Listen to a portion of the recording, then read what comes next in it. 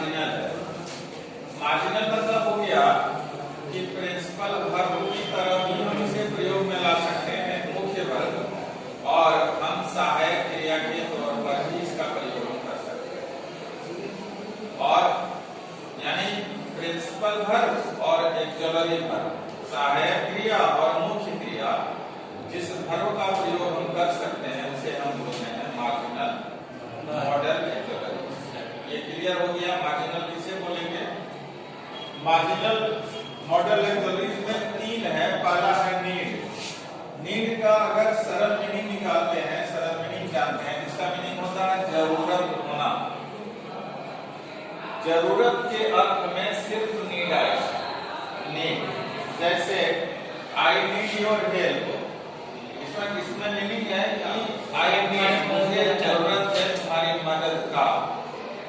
या दूसरा एग्जांपल हम लोग दे सकते हैं, चिल्ड्रन नीड मिल्क, बच्चों को जरूरत है किसका? मिल्क का, दूध का, मिल्क पाउडर। तो ये नीड के अर्थ में हम लोग यानी जरूरत के अर्थ में नीड का प्रयोग करेंगे। जरूरत जा है वहां नीड, ये पहला हो गया। दूसरा है यूज्ड टू। ये अक्सर इसका प्रयोग जो है हम लोग करते हैं पास्ट टेंस में। जो आदत था, आदत को हम लोग इंग्लिश में बोलते हैं ए कस्टम्ड टू। ए कस्टम्ड का अर्थ होता है आदत, अभ्यस्त होना। इसके साथ प्रीपोजिशन टू आता है हमेशा, ए कस्टम्ड टू। तो यूज्ड टू का प्रयोग हम करेंगे कि हमको पास्ट में, पास्ट टेंस में हमें इस चीज का आदत था लेकिन अभी नहीं है।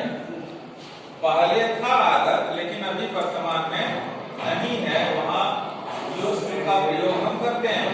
जैसे I used to live in this house, I used to live in this house में क्या होगा कि मैं रहा करता था इस घर में, लेकिन वर्तमान में मैं इस घर में नहीं रहता हूँ, वहां यूज्ड टू का प्रयोग होगा। यानी पास्ट का हैबिट को बताने के लिए हम यूज्ड टू का प्रयोग करेंगे। दूसरा अगर यदि एग्जांपल से हम लोग समझेंगे, I used to play cricket at college, यानी कॉलेज में जब मैं था उस समय मैं क्रिकेट खेला करता था। यानी पास्ट की बात को, पास्ट की आदत को, पास्ट के अभ्यास को हम व्यक्त करते हैं यूज्ड टू के माध्यम से। लेकिन वर्तमान में भी हम नहीं खेल रहे, लेकिन कॉलेज में जब मैं था तब मैं खेला करता था। तो इस तरह के भावों को व्यक्त करने के लिए हम यूज्ड टू का प्रयोग करते हैं। तो ये दूसरा मार्जिनल मॉडल है यूज्ड टू।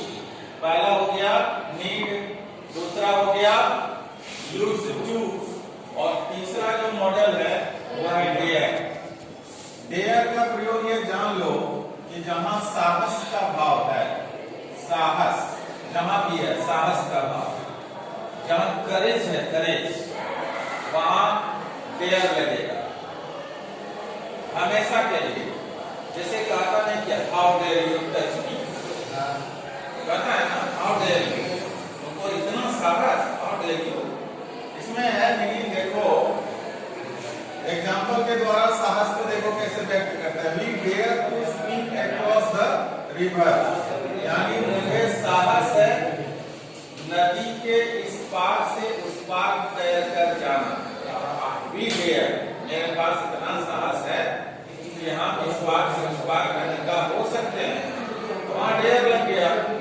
दूसरा एग्जांपल के द्वारा अगर समझोगे, I dare to call him a liar, मुझे इतना साहस है कि मैं उसे झूठा बुला सकता हूँ। कोई होता है नहीं, किसी कोई आदमी झूठ बोल दिया तो उसे नहीं कह सकते कि भाई तुम झूठे हो, वो लड़ने लगेगा।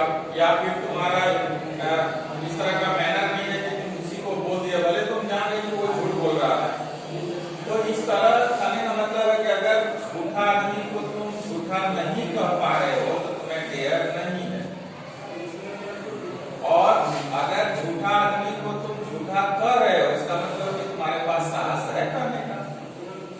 तो यहाँ वही भाव है कि I dare to call him a liar, मुझे इतना साहस है कि उससे मैं क्या बुला सकता हूँ, झूठा बुला सकता हूँ। ये इंग्लिश ग्रामर में तीन मॉडल्स ऐसे हैं जो मार्जिनल कहलाते हैं, यानी एडवर्ब, और सहायक